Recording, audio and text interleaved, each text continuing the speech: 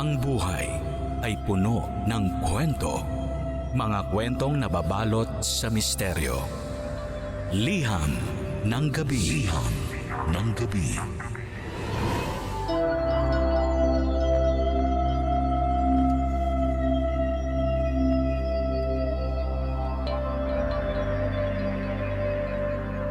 Magandang gabi mga kabarangay. Ako si Lady Gracia at ang ating liham na mapapakinggan ay tungkol sa isang babaeng itatago natin sa pangalang Geneva. Sa tuwing may mabigat na pinagdadaanan si Geneva, bundok lagi ang takbuhan niya. Ito ang nakasanayan niya dahil ito ang itinuro sa kanya ng kanyang mga magulang. Bata pa lang si Geneva ay isinasama na siya palagi ng kanyang mga magulang sa pag-akyat ng mga bundok. Mahirap iyong gawin sa simula, nakakapagod, masakit sa paa at hita. Pero oras na marating mo na ang tuktok ng bundok, hindi mo na maaalala ang mga sakit at hirap na pinagdaanan mo. Kaya kahit hindi kasama ni Geneva ang kanyang mga magulang, namumundok na rin siyang mag-isa. Isa o dalawang beses sa isang buwan kung umakyat siya ng kabundukan. Iyon ang paraan niya para mag-relax sa dami ng stress na natatanggap niya sa buhay. Wala siyang ibang nakakasama noon sa pag-akyat ng bundok. Hindi na rin kasi niya magawang ayain ang kanyang mga magulang dahil matatanda na sila at kailangan ng bantayan ang kanilang mga tuhod at likod. Hindi naman naging problema ang pag-iisa kay Geneva sa tuwing umaakyat siya ng bundok. Masaya pa nga siya dahil nagkakaroon siya ng oras para sa sarili niya. Nagkakaroon din siya ng oras para makapag-isip-isip sa tuwing pakiramdam niya ay nalulunod na siya sa mga responsibilidad. Tanggap na niyang mag-isa na lang niyang aakyatin ang bawat bundok na naisin niya.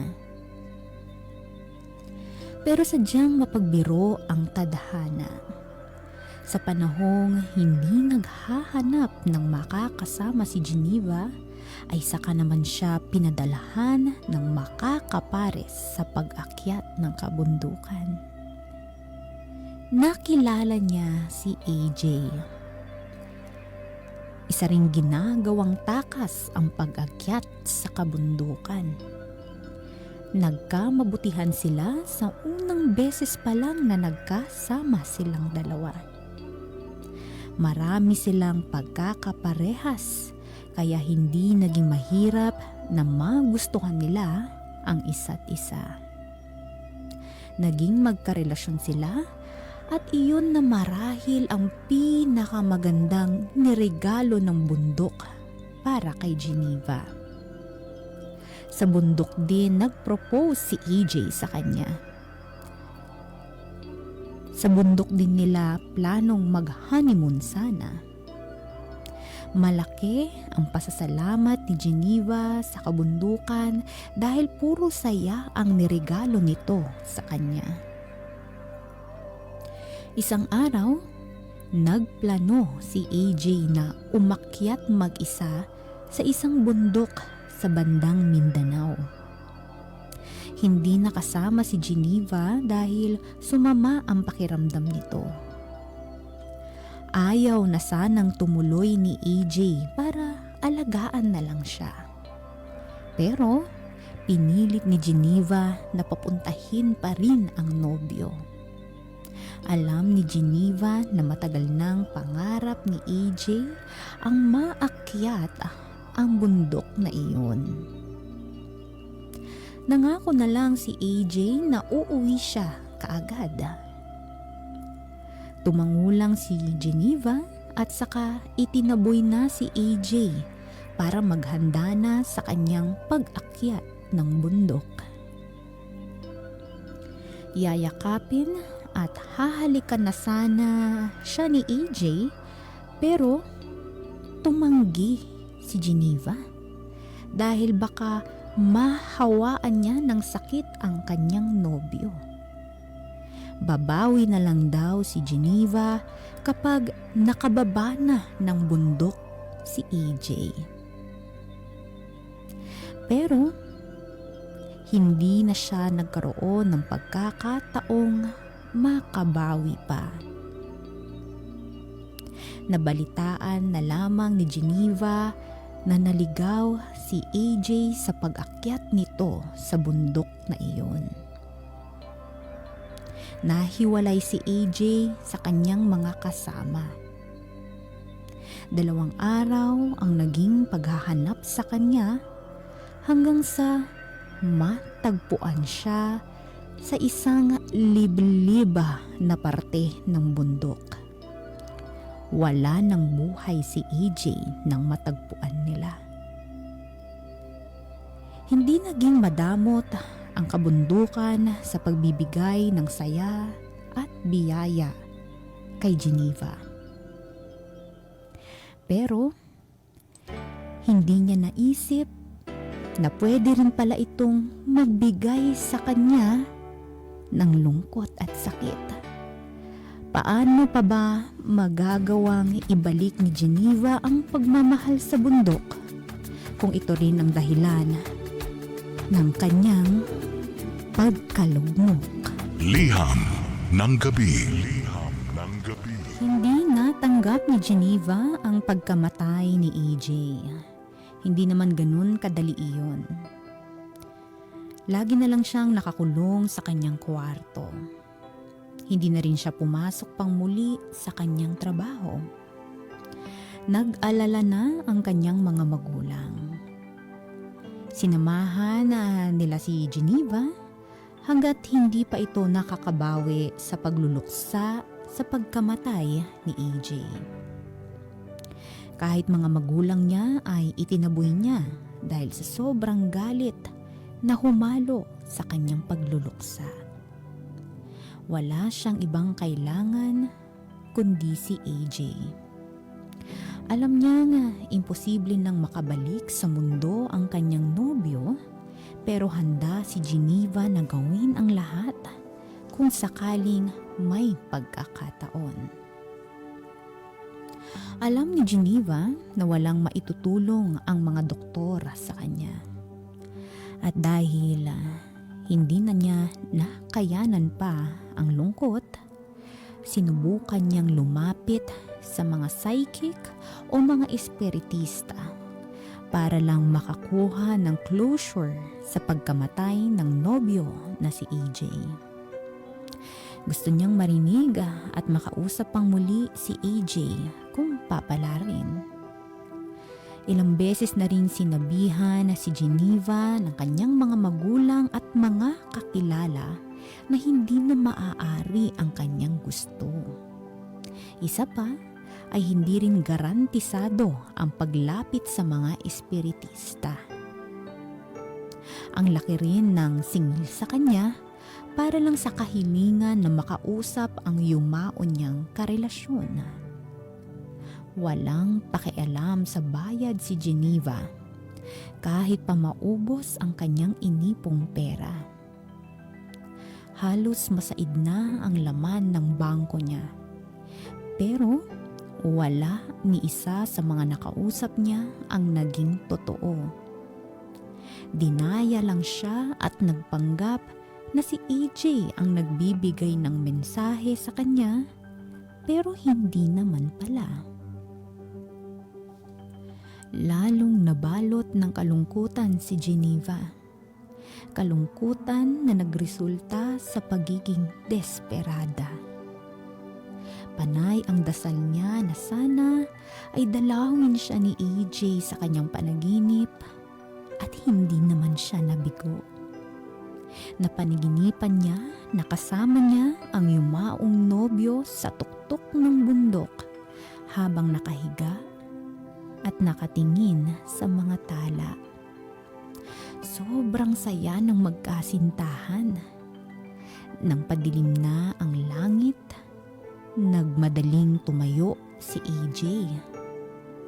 Nagulat na lang si Geneva at pinigilang umalis ang kanyang nobyo.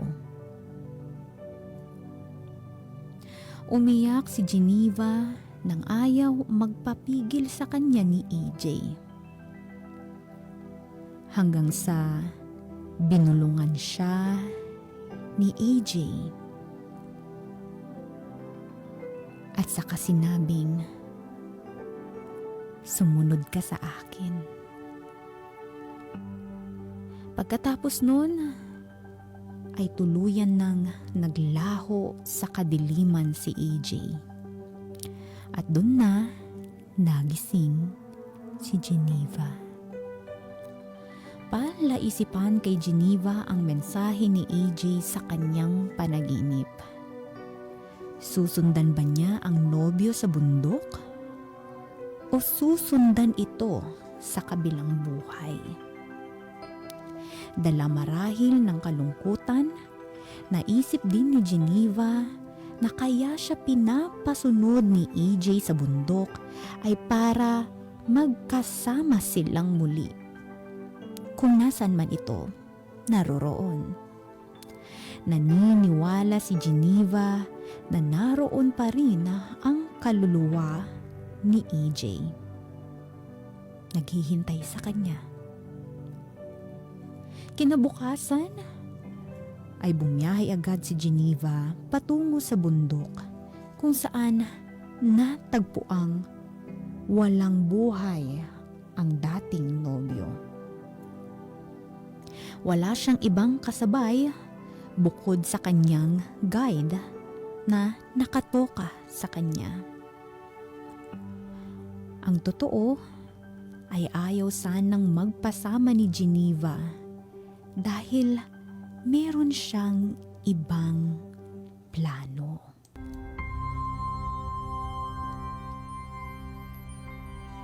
Hindi nga rin niya ibinigay ang tunay niyang pangalan. Nagpaalam si Geneva sa kasamahang guide para kunwari ay tinatawag siya ng kalikasan. Nagtiwala naman sa kanya ang guide pero tinakasan ito ni Geneva. Nagtago siya hanggang tumigil ang guide sa pagtawag sa kanyang pangalan. Hindi nga naman magpapahanap ang tao na ayaw magpakita. Hindi naging madali ang paghahanap ni Geneva sa lugar kung saan natagpuan na walang buhay ang nobyo. Ang tanging basihan lamang ni Geneva ay ang mga litrato na kuha ni AJ sa kanyang cellphone. Sa kanyang paghahanap, laking gulat ni Geneva nang may nakasalubong siyang isang babae na sa tansya niya ay kaedad lang niya. Halos parehas din sila ng kasuotan. Mukhang sanay ding mamundok ang babaeng iyon. Ngumiti ito sa kanya at nagtanong kung naliligaw daw ba itong si Geneva. Umiling lang si Geneva at sinubukang umiwas sa babae. Kaya lang, sumunod pa rin ito sa kanya. Baka mapano ka riyan ha? Lalo na kung hindi mo alam ang daan. Nilingon lang ni Geneva ang babae pero nagpatuloy lang ito sa paglalakad. Halatang naiinis na si Geneva dahil sa pakikialam sa kanya ng babaeng ito, kaya nagsalita na rin siya sa wakas. Hindi ako naliligaw. Alam ko kung saan ako pupunta. Maglalakad na sana ulit si Geneva nang bigla siyang hinawakan sa braso. Kilala ko ang bundok na ito. Kung ayaw mong matipuhan ka ng bundok para gawing alay, umuwi ka na lang. Napakunot noo si Geneva sa sinabi ng babae sa kanya. Kaya nagtanong siya, "Sino ka ba? Huwag mo nga akong pakialaman." Ngumiti ang babae at saka nagpakilala. "Ako si Emily. Tumutulong ako sa mga naliligaw dito sa bundok na ito. Kagaya mo." Sumagot naman si Geneva, "Hindi ako naliligaw at hindi ko kailangan ng tulong mo." Ngumiti lang muli si Emily kay Geneva. Saka nagtanong, "Sigurado ka?" Nakatitig lang si Emily kay Geneva at sa hindi maipaliwanag na pangyayari, nagbago ang ihip ng hangin at nag-iba na rin ang tono ni Geneva. "Hinahanap ko kung saan dito namatay ang boyfriend ko." Isang tango at tipid na ngiti lang ang unang isinagot ni Emily. Saka muling tumitig kay Geneva. Lumapit si Emily kay Geneva at saka binulungan. Nagliwanag ang mukha ni Geneva. Siya nga ang boyfriend ko, si AJ." Ngumiti si Emily at saka sumagot, "Ang lalaking may balat sa leeg." Mas lalong napangiti si Geneva sa sinabi ni Emily. Dahil totoong may balat sa leeg itong si AJ. "Dalhin mo ako ron. Dalhin mo ako sa lugar kung saan namatay si AJ." Ito ang sinabi ni Geneva kay Emily. Matagal bago sumagot si Emily. "Dadalhin kita roon kung papayagan tayo ng mga engkanto." Hindi maintindihan ni Geneva ang huling sinabi ni Emily. Anong kinalaman ng mga engkanto sa bundok na iyon at sa pagkamatay ni AJ? Liham ng gabi. Liham ng gabi. Hindi na nga masyadong inisip pa ni Geneva ang mga sinabi ni Emily tungkol sa mga engkanto. Ang mahalaga sa kanya ay masamahan siya nito sa lugar kung saan namatay ang kanyang nobyo. Hindi maitago ang pananabik sa mga mata ni Geneva. Napansin nga lang niya na hindi na nagsasalita at nagmistulan na niya nga naging guide itong si Emily. Kabaliktaran ito nang una niyang makita si Emily na panay ang usisa sa kanya. Wala namang naramdamang takot si Geneva sa kanyang kasama. Walang kakaiba kay Emily. May ID rin ito na patunay na bantay din siya ng bundok. Napakwento si Geneva na tinakasan niya ang kanyang naunang guide. Napangisi na lang si Emily at sinabing hindi si Geneva ang unang beses na gumawa noon. Nag-alala si Geneva dahil naisip niyang baka napahamak niya ang kanyang guide dahil sa pag-iwan nito sa kanya. Mas lalong nag-alala si Geneva dahil baka pinaghahanap na siya ng mga namamahala sa bundok na iyon. Gusto na sanang umatras ni Geneva sa kanyang plano at bumaba na ng bundok.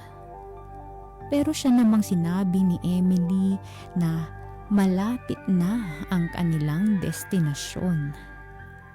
Ang lugar kung saan namatay ang nobyong si AJ.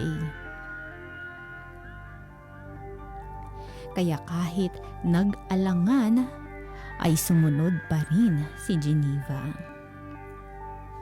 Napansin ni Emily na nangangamba na si Geneva kaya binasag nito ang katahimikan at nagsimula ng magkwento kay Geneva. Sinabi niya na marami na siyang naihatid pabalik sa paanan ng bundok. Marami raw kasing naliligaw sa bundok na iyon at parte ng kanyang responsibilidad ay maihatid pabalik ang mga naligaw na hikers. Nagtanong si Geneva kung bakit meron pa ring hindi nakakabalik pagkatapos umakyat ng bundok. Nakakakilabot ang naging sagot ni Emily.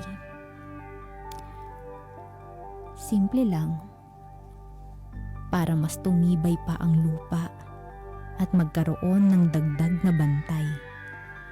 Ginawa silang alay ng mga engkanto ng bundok. Napaisip si Geneva na baka nga ganun ang sinapit ni AJ. Hindi na niya iyon tinanong pa kay Emily. Ayaw niyang malaman ang sagot. Gusto na lang niyang mapuntahan ang pwesto kung saan namatay si AJ. Nilakasan ni Geneva ang loob at mas binilisan pa ang paglalakad. Napansin iyon ni Emily at saka siya sinabihan. Ramdam ko sa bawat yakpak mo ang kagustuhan mong makita muli ang boyfriend mo. Sigurado ka na ba riyan sa plano mo? Kasi hindi umaatras ang bundok sa napagkasunduan. Mabilis na tumango si Geneva na akala mo ay iyon na ang pinakatamang desisyon na ginawa niya. Nagpatuloy muli sila sa paglalakad. Bago bumaba ang araw, narating na ni Geneva at Emily ang pwesto kung saan namatay si AJ. Napakabigat ng pakiramdam sa lugar na iyon. Naiintindihan na ni Geneva kung bakit nawala si AJ sa lugar na iyon dahil masyadong masukal at para bang hindi ganun kadaling makaalis kapag natapakan mo na ang lupa ng lugar na iyon. Itinuro ni Emily ang eksaktong pwesto kung saan natagpuan ang bangkay ni AJ. Nilapitan iyon ni Geneva at saka hinawakan ang lupa kung saan binawian ng buhay ang kanyang nobyo. Doon na siya napaiyak. Parang naramdaman niya sa ikalawang pagkakataon ang pamamaalam sa kanya ni AJ. Napaiyak siya. Nilapitan siya ni Emily at saka sinabihan. Minsan, akala natin gusto na nating mamatay. Pero sa totoo lang, may gusto lang naman tayong patayin na lungkot sa puso natin. Doon napahinto si Geneva sa pag-iyak. Biglang lumuwag ang pakiramdam sa kanyang dibdib. Gusto mo pa rin bang ituloy ang plano mo? O gusto mong subukan ang ibang plano sa iyo ng Diyos? Hindi muling nakapagsalita si Geneva. Binaling niya ang kanyang tingin sa kawalan at saka ibinalik sa pwesto kung saan namatay si AJ. Pagkatapos nun ay tumingin siya kay Emily. Hindi niya alam kung anong meron kay Emily, pero kaya nito mapaamin si Geneva sa totoong nararamdaman niya. Gusto ko nang umuwi ng bahay. Gusto ko pang mabuhay. Ngumiti si Emily. Alam ko, huwag kang mag-alala. May paparating na para ihatid ka sa paanan ng bundok. Muling pinagbasda ni Geneva ang pwesto kung saan namatay si EJ. Muling nilapitan at saka binulungan. Pasensya ka na EJ kung hindi ako makakasunod sa'yo, ha?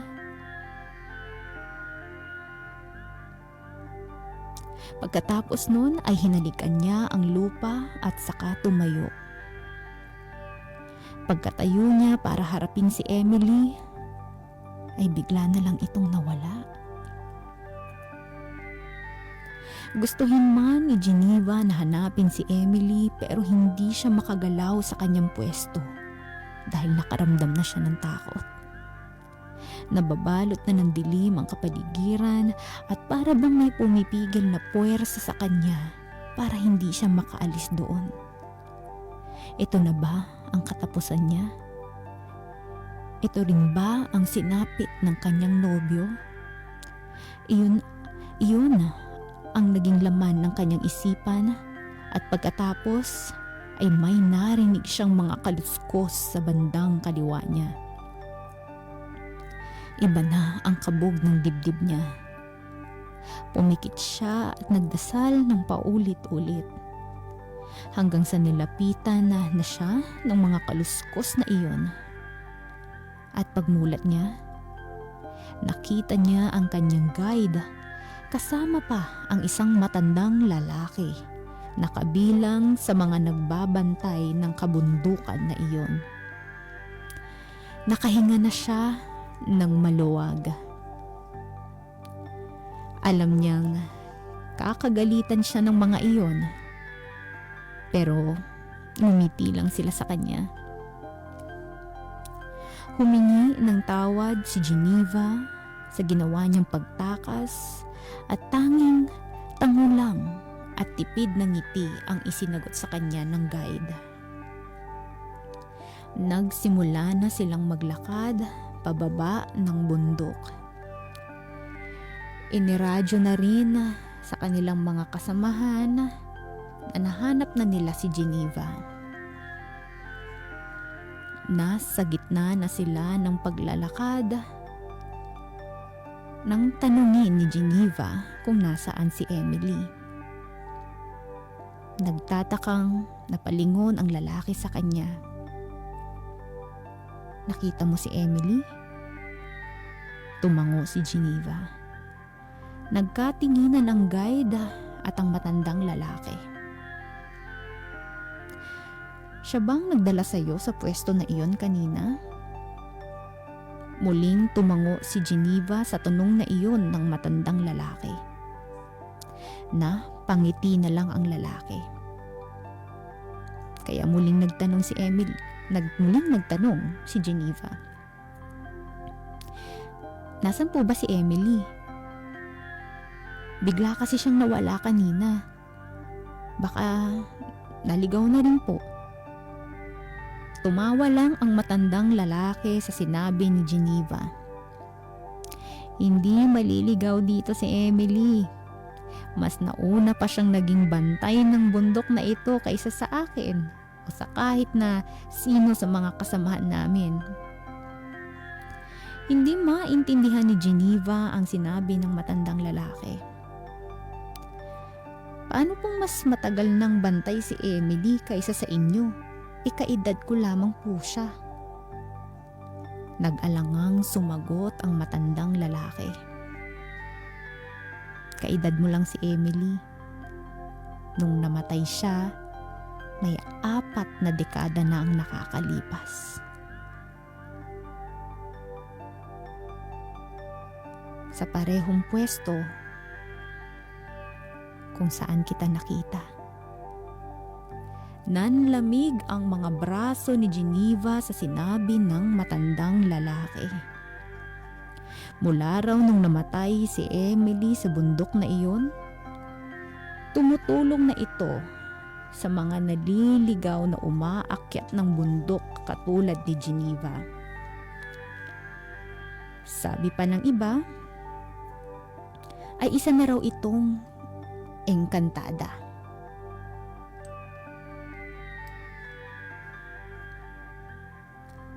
Pero sabi naman ng iba, naging alay si Emily sa bundok. Kaya hindi daw kayang tulungan ni Emily iyong mga natipuhan ng engkanto ng bundok na iyon para gawin ding kapwa-alay. Doon na napaisip si Geneva tungkol kay AJ. Natipuhan nga kaya ng bundok si AJ at naging alay? Nasa ganung pag-iisip si Geneva nang biglang magsalita ang matandang tagabantay. Alam mo, Iha, alam ng mga engkanto ang pakay ng mga dumarayo dito. At bihira ang nakakababa sa bundok na ito. Kadalasan ay napagbibigyan nila ang kahilingan ng mga umaakyat dito.